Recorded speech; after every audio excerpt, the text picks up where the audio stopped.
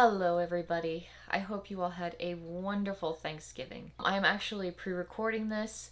It is the day before Thanksgiving, and I figured, as tired as I am today, I'm gonna be even more tired tomorrow.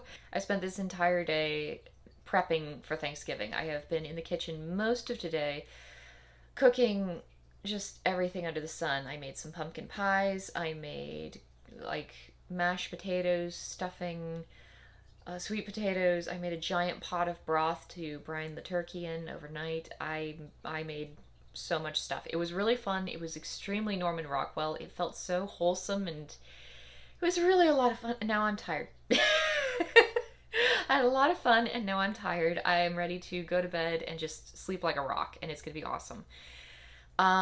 So hopefully this is going to be, a relatively short video, but seeing as how it's going to see the light of day tomorrow, for me tomorrow, I hope you guys all had a wonderful Thanksgiving. And I hope we had a wonderful Thanksgiving. Last video I made was the video about women's sexual interest, kind of that ping-ponging that women do between alpha and beta men as they mature through the years. And one of the things I said that a lot of people kind of commented on was this idea that alpha men are bad dads. And they were like, wait a minute, what does that mean? And that does, I think, bear some explanation, because it's kind of true, but it's kind of not true too. And so I think I should lay that out for you. When I first encountered the manosphere, I sort of stumbled into it by accident. There was this idea that, pretty immediately hit me. Alpha is good and beta is bad. And this is something that I think a lot of guys just kind of immediately latch onto when they enter into the manosphere. It's like, okay, alpha good, beta bad. You want to be as alpha as possible because alpha is what attracts women sexually, and so women will have sex with men they perceive as alpha. So you want to look alpha to women so that you can get the sex. You don't want to do anything that beta men do, because if it's something beta men do, women aren't going to be attracted to it and you're not going to get the sex. It's a very simple way of conceptualizing the whole alpha beta thing. And, it falls on a spectrum. And some people even look at it and say, well, it falls on a spectrum. There's your alpha on one side and there's your beta on the other side. And most men kind of fall somewhere in between these two extremes. And, sometimes it kind of helps to identify what those extremes are. And we all know what beta is. And this isn't really a video about beta, so we're not going to go into too much detail. We know that it's the stuff that women don't like. It's too effeminate, it's too weak, it's too feeble, it's not attractive to women. And so everything else is alpha, the other end of the spectrum. And so as I was reading The Rational Male by Rollo Tomassi, which is kind of the first manosphere book I ran into, which someone suggested that I read, and I did, Tomassi suggests that the ideal alpha male, the image of an alpha male that we should all hold in our minds to kind of understand what it means to be an alpha male, was a young man by the name of Corey Worthington. And it's not just who Corey Worthington was, it was who Corey Worthington was at a specific point in time. An interview that he did after a party that he threw went completely off the rails. And so, of course, I stopped reading the book. I put a little bookmark in, and I went and I looked up this video, this interview with this young man, Corey Worthington, and I was expecting more. I was pretty unimpressed by this hot mess giving the interview. I was like, okay, this is alpha. All right, well, maybe he just didn't have many good examples available to him at the time, and it didn't really impress me, but, I kept moving through the book. It wasn't until I got to his second book, Preventive Medicine, and I started reading that I started to get this idea that maybe it isn't just this one spectrum that you have in mind where, alpha is good and beta is bad, and, it's this very dualistic sense of what's good and what's bad. Maybe it's more of a spectrum in which there's a goldilocks zone in the middle, and the two extremes are both pretty bad, which happens a lot more than people are aware of. People have this tendency to look at things in this very dualistic sense. One thing is good, and the opposite of that thing absolutely must be bad. And that's not always a very realistic way to look at things. For example, being overweight is not good. It's pretty bad, especially if you're extremely overweight. This is very bad for your health. And so being overweight is bad. You can pretty well say this. Like, if you're so overweight that you can't move around easily, your body's starting to develop all sorts of health complications, Your skin is starting to break down because of your weight issues. I mean, there's a lot of bad things that can happen if you're drastically overweight. So that's bad. Okay, that's bad. So then the opposite end of the spectrum is anorexia, which is also bad. So you have this spectrum where both of the extreme ends are not good. And you have to find that Goldilocks zone in the middle between these two extremes where you're operating at a healthy kind of level, where you have enough of both extremes incorporated into your life that you're not, well, you're not grievously overweight to the point that you're incapacitated, and you're not so thin that you're dying of starvation.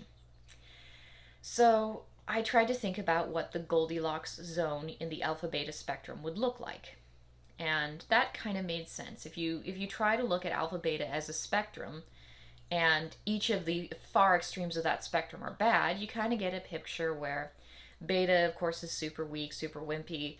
Beta is not going to attract women, so beta can be pretty safely established as bad for any man who, wants to get laid at least. The other end of the spectrum, the other extreme end, would then be alpha, extreme alpha. And extreme alpha, I can only assume, would look like, well, a bit like sociopathy.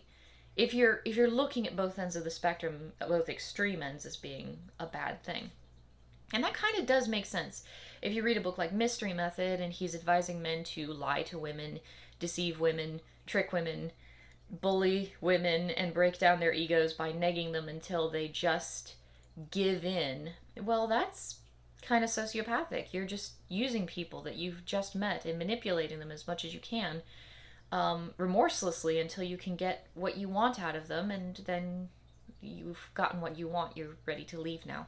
That's sociopathic. I know in his book Mystery tries to frame it in nice words, but at the end of the day, I'm not saying there isn't a place for negging, especially playful negging, but what he's describing, when taken to its farthest extent, that's sociopathic. It's manipulative. It's bad. So you do end up with a spectrum where both extreme ends, are not good things, and you can easily assume then that there's a Goldilocks spot, as a Goldilocks zone in the center, where you get what is actually good. So then I looked at it and it was like, okay, well, if there is a Goldilocks zone, and if there's extreme bad at alpha and extreme bad at beta, that would help to explain this ping-ponging kind of effect that I was talking about in the last video. In fact, this is kind of the model that I was starting to form in my head as I was describing the ping-ponging effect. Women want alphas, they're sexually attracted to alphas, but alphas aren't necessarily going to be loyal. They're not necessarily going to invest in those women or the offspring that they kind of father on them. And so you get this, and this is something that we do see play out in real life, where a woman will date a bad boy, he'll knock her up, and then he'll just kind of leave and go date some other girl who isn't fat and pregnant. Like, this is real. So I was kind of trying to plug people into the spectrum to try and figure out what the Goldilocks zone would look like, if there's a Goldilocks zone, if these extreme ends are representative of reality, all of that. And I was thinking, okay, well, what's an extremely alpha Goldilocks zone kind of person? And so I was trying to think of real people in the world who might fit into that area to kind of demonstrate that point. And the first person I thought of was a man by the name of Jocko Willink. I haven't seen a lot of his stuff. I've never read his books, and I've seen only a couple of his podcasts, but he seemed like the perfect example of a Goldilocks zone alpha, where he's not a sociopath, and he's not just running around in the world taking advantage of people, manipulating them, and using them, but he's unquestionably a very alpha personality. And on top of that, he's married, he has kids, he writes children's books. So this is a person who is, from the outside looking in at least, probably in that Goldilocks zone. You can reasonably assume. And so I looked at it and was like, okay, perfect. So we've got our Goldilocks zone guy. We've kind of got the beginning, the forming idea of what the Goldilocks zone is if the extreme ends, both the extreme end alpha and the extreme end beta, are bad. And you can kind of assume that the Goldilocks zone is going to be more in the direction of alpha than the direction of beta, because women are attracted to men who are masculine. And okay, so all of this makes sense. But then I looked at it and it was like, okay, so if someone like Jocko Willink falls into the Goldilocks zone of the alpha beta spectrum, and someone like Corey Worthington, at the time of the interview, he's gone on and done other things with his life. I have no idea what he's like these days, but at the time of the interview, Corey Worthington would be in the extreme end of the alpha beta spectrum, in the not functioning, not healthy end of the alpha beta spectrum. He refuses to take any kind of responsibility or accountability for anything that he's done. He's off to have a party and he just doesn't care. That would mean that Corey Worthington falls farther into the alpha category than a man like Jocko Willink. And I'm going to post their pictures up side by side so you can see how very much that doesn't make sense, even just looking at their faces. I was like, this is all wrong. None of this makes any sense. This is not correct. So back to the drawing board. So the next thing I thought is maybe it's not a spectrum in exactly the sense that we tend to think of a spectrum. Maybe it's a different shape. Maybe it's a weird shape. So I drew this kind of forked shape. You've got your beta end, and for all I know, the beta end is very forked as well. And then you've got your alpha end, which is the one we're talking about today. And the alpha end of the spectrum forks. And on the one hand, you've got your true alphas, which is where we could put someone like Jocko Willink or, several other admirable, impressive men throughout history. You can pretty safely stick them in that category. Even if you've never met them, just seeing what they've done with their lives, how they've talked about things, the ideas they've had, you can kind of tell. But then there's another part of the alpha spectrum, the other fork. And that is the bad boys. And this is something that I've struggled with for years, long before I even encountered the manosphere. Do you like nice guys or bad boys? Guys would walk up to me in the strip club and ask me this: do you like nice guys or bad boys? And it was like, do I have to pick one of those two things? Like, isn't there a third option? I guess celibacy, but, hopefully there's a better third option than that. Nice guys, of course, beta. I don't really want them. No woman dreams of having a beta man, generally speaking. It's just not something women are typically attracted to. The other option is a bad boy. And I think bad boys are actually just decoys.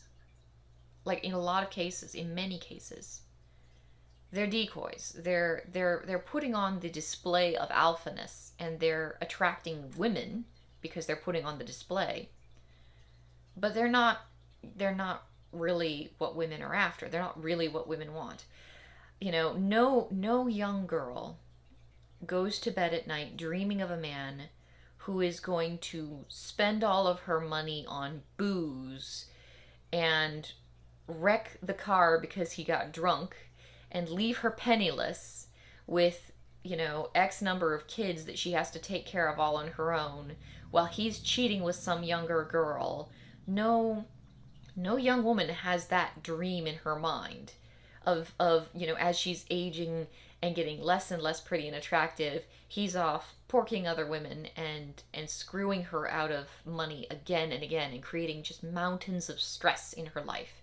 And that's how I always looked at bad boys. It's like, why do I need someone else to come into my life and cause stress for me? My life is plenty stressful enough without another person coming in and causing unnecessary stress. Why would I want that? And I understand, well, because it's sexy, but it's like, there's a point at which no amount of sexy makes up for the amount of stress and just general craziness. I don't have a high tolerance for bullshit, and I really don't have a high tolerance for stupid. And bad boys bring way too much of both of those things with them. It's like, they come in carrying these giant suitcases, one full of bullshit and one full of stupid, and I just never in my entire life have had any kind of tolerance for it. I've met a lot of bad boys. You stripper in a strip club, you can't help but meet bad boys, and they're always just so much more trouble than they're worth, and it becomes so apparent to me so quickly. It's ridiculous. It does not become apparent to other women. And so I was thinking, I was like, well, are these really alpha guys? And some of them are. Some of them are, really alpha guys who just don't value women that much. Hey, you're a warm, wet place for me to stick. Yeah, let's do that. And then I'll be gone tomorrow because I got what I wanted. Yeah, there are a lot of bad boys who are also really, really alpha, but there's a lot of just slime balls in the bad boy category. And it's like, I don't really know what's so attractive about this guy. He's human garbage. But women are falling all over themselves for him, and I can't help but think that he's just a decoy. He's just putting on the appearance of being alpha so that he can get laid. And it's a sexual display, and it's the same kind of sexual display that, it's like men who are naturally beta, they put on this display to hide the fact that they're inferior potential mates, but they want to get sexual access. And I wonder if that's not what it is. I wonder if the bad boy thing didn't just come about because many, many men just realized that if they behaved like they were alpha, even if they weren't particularly alpha, they'd get sexual access. And so, and it works. They're giving off alpha cues, and so women are falling for it. That's what PUA is all about. PUA is about men who are naturally pretty darn beta going out and learning how to send out alpha signals to women. Frequently, just so that they can get laid. And I've known a few PUAs, and they're fun. They're fun. They're fun to talk to. They're fun to hang out with. They're cool. But, and I do think that men who are naturally beta need to learn a little bit of alpha signaling, because we live in a society where men are coached to be more and more and more beta. And so men who might otherwise have been alpha are instead pretty beta, and they don't know how to put out alpha signals to women to attract female sexual interest. So PUA definitely has a place in the world, but when it comes to this spectrum, some men actually do become true alphas. I'm not saying that people are born beta and they're stuck as betas for the rest of their life. That's not how it works. And that's something you guys need to be aware of. Just because you're born beta, that doesn't mean you have to stay beta. But when you're transitioning through your life from beta, where you don't want to be, over to alpha, where you do want to be, there's a fork in the road. And you can either be a slime ball and put out alpha signals to women and then just be a manipulative asshole, which will get you laid in the end, so at least you'll get what you want, I guess. There are pitfalls to that, but we can talk about that some other time. Or you can become a true alpha. And a true alpha is a much harder thing to be. And so I was trying to think, well, what's the difference? How do you have two sets of men giving off the same signals which attract women, but one set of men is complete garbage, really, and the other set of men is really just amazingly valuable? What's the difference? And I was thinking about a friend of mine. She was a stripper, and she had a bad boy boyfriend because she was in her very early 20s. Why not? And she got knocked up, and she had a miscarriage. And she wound up in the ER because she was bleeding excessively, because sometimes that just happens. And so she was in the ER having issues with blood loss, and she calls up her boyfriend like, hey, I'm in the ER. I'm bleeding pretty bad. I'm pretty sure we're losing the baby. You need to get over here. And he was like, do I have to? And she was on the other end of the line, in the ER, bleeding and cramping, because let's face it, miscarriage doesn't feel good. Been there, done that. And she's yelling into the phone like, yes, you have to get over here. I'm kind of bleeding a lot, so yes, you have to get over here. It's your baby too. It's like, I understand her frustration, but, you know, what did you expect? He didn't care. He never cared. And I mean, she realized that pretty quickly after that, you know, rather dramatic incident. And so she broke up with him and she moved on to some other guy, and he ended up having a kid with her. So I guess it all worked out. They have a very beautiful son. But you know, there's your difference. And so I was thinking about what alpha signals indicate to women, because that's what women are interested in. That's what sexual displays do. You make a sexual display to show a potential partner that you have some sort of trait that they're going to find desirable. So what kinds of displays are human beings making, and when they make those displays, what are they trying to communicate to their potential partner?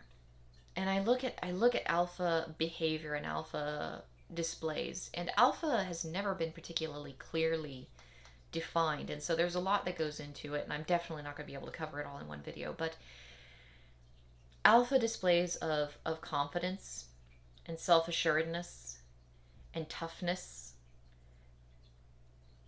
I've looked at it and it's like all of these things that men are trying to display to women, they all go back to this idea that a man who's making the display, and it's not necessarily like he's displaying it consciously, he's displaying it by his life, by his activities, by the way he's interacting with people, not even necessarily that woman.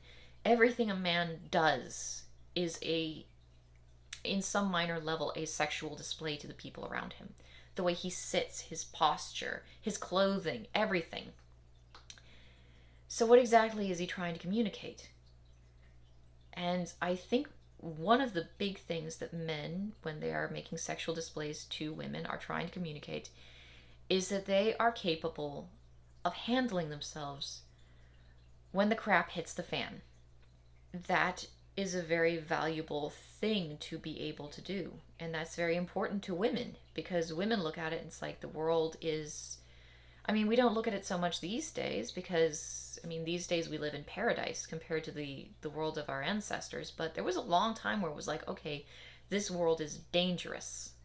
I want an attractive, healthy, strong, viable, virile alpha male to father my offspring so that my offspring will have those healthy, strong, virile, survival abilities. And also, this guy is tough enough to take care of me when things go wrong, because things inevitably go wrong. And so women are very attracted to this alpha male display because it's like, this is extremely important. If I don't have this, I'm screwed and my progeny is screwed as well. And you just don't find that ability to handle yourself when bad things happen in a beta male. They crumble. They aren't strong. They're not displaying strength. Even in their daily interactions, a beta male does not display strength. And women shit test because they're looking for any indication of strength. If things go wrong and the unexpected and negative occurs, can you handle yourself?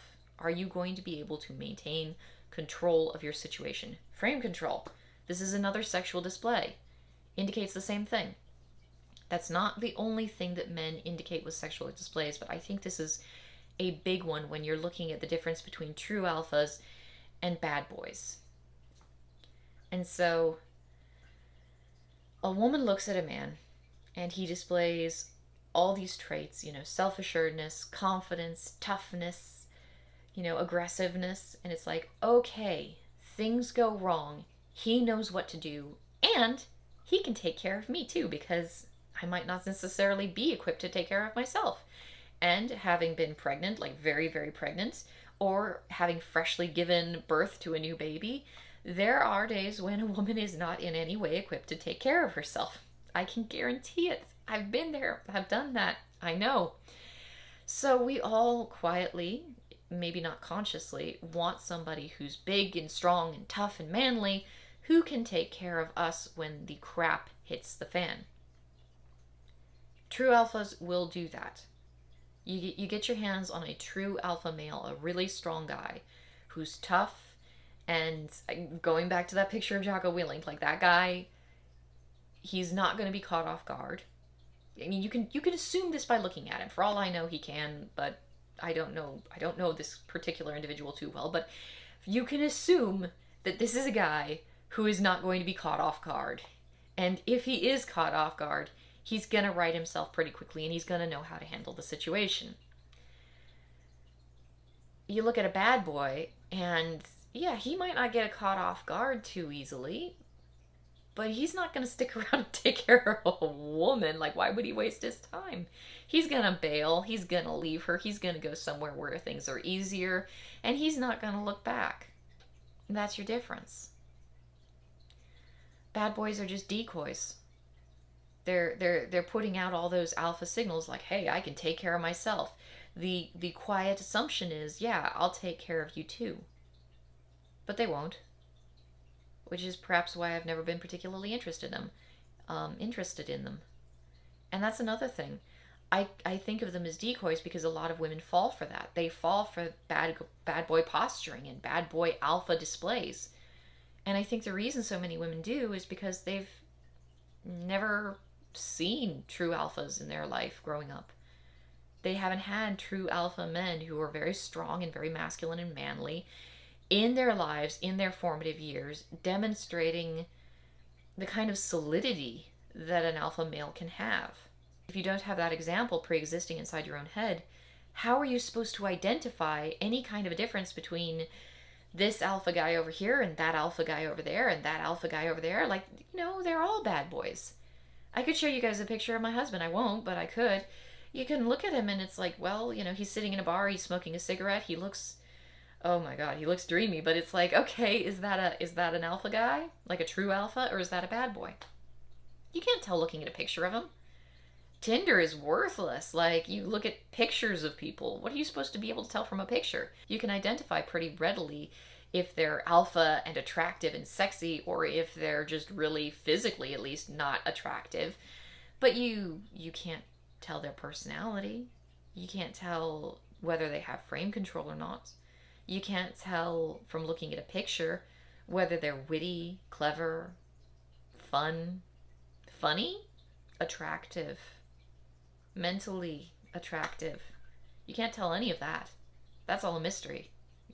Pictures don't tell you that. And that's another thing. I don't think all men get to that fork in the road and either go full bad boy or full alpha.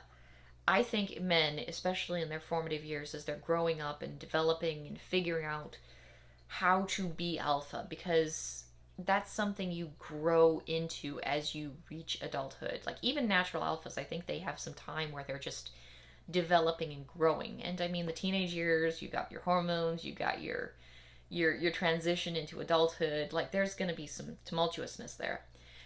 I don't think guys automatically just pick a path and stick to it. I think a lot of men who eventually become true alphas, who become very strong in character and spirit and have integrity and true genuine strength and mettle to them, and are also viable as lifelong mates and fathers and pillars of their community, all these wonderful things. They don't necessarily start out being true alphas. A lot of them, they start out being bad boys, and then eventually they grow up. The problem still remains that, women who see them while they're in their bad boy phase, they're still gonna have to figure out, okay, is this guy really an alpha? Is he really a good guy at this point, or is he still have some growing up to do? And if he still has some growing up to do, damn it, throw him back. I don't have the time to deal with the drama. And not all girls are going to be able to make that kind of a decision, because many women these days have not been exposed to alpha men. They've been exposed to a lot of beta-ness.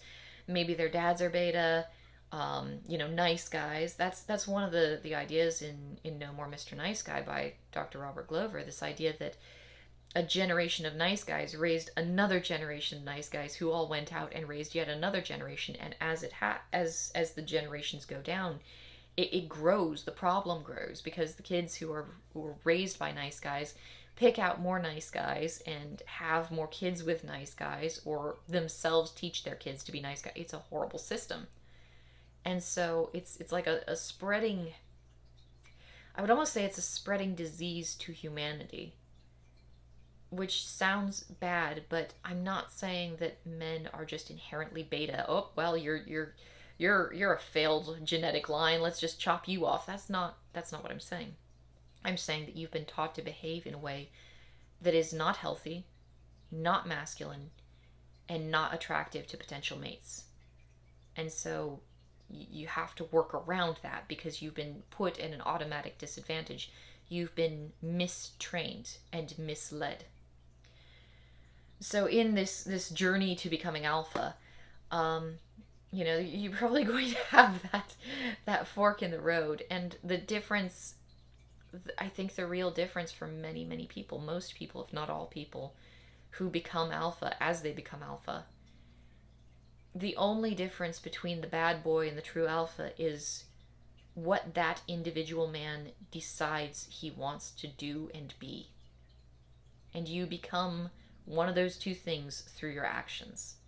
You can always change your mind later, I suppose. If you're a man of great integrity, you can always just go, screw it, I'm gonna go out and have sex with every woman I see, and then dump them all the next morning and just be a total slime ball about it. I guess, I mean, I don't know, maybe men do make that decision. Usually once you hit the true alpha stage of things, I don't think men go back from that. I think once they get to that golden point where they've actually got things figured out in their head, why would you want to go back? Why would you even think to go back? Whereas bad boys, they don't have a strong spirit to them. They might be tough, they might be aggressive, but there's no spirit. They're empty inside, they're hollow. They're decoys. And so being a true alpha is one of those things. It's much harder to do than just being a bad boy. Being a PUA, you can send out alpha signals and you can get sex. You can do that. But if you want to be a true, genuine alpha male, that takes time. It takes learning and growth. It takes facing the darkest parts of yourself and learning how to incorporate them into who you are. It takes courage. And it takes so much effort. And most of that is more effort than I think most people are willing to make. I think there are a lot of guys out there who look at it and it's like, you know what? Screw that. I just want to get laid. I don't need to have the moralistic life lessons or the personal growth phase of my life. I just want to get laid.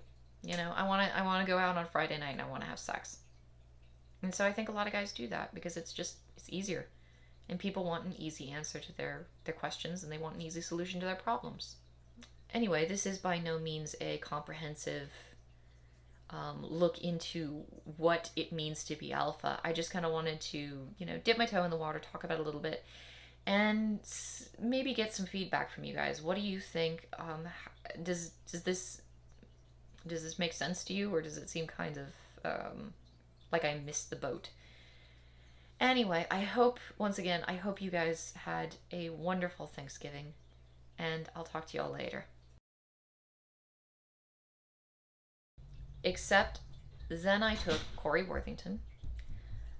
My children are refusing to go to bed tonight. It's just, yeah. Let's try this again. Plug him into the alpha beta spectrum, and he's irresponsible. He refuses to be. Guys, I really need you to go to bed. Good night. I love you.